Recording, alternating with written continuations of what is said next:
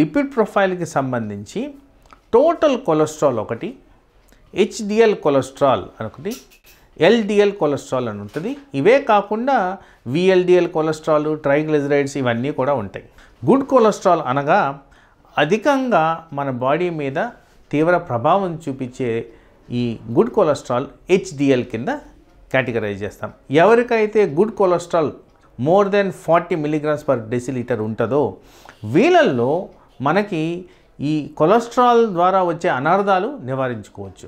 Bad cholesterol అనగా LDL cholesterol. ఈ LDL cholesterol కారణంగా అథెరోస్క్లెరోసిస్ అనే మెడికల్ పదార్థం రక్త కణాలలో రక్త ప్రసరణని బ్లాక్ చేసే విధంగా ఈ కొలెస్ట్రాల్ సబ్స్టెన్స్ అడ్డుపడే విధంగా తయారవుతుంది.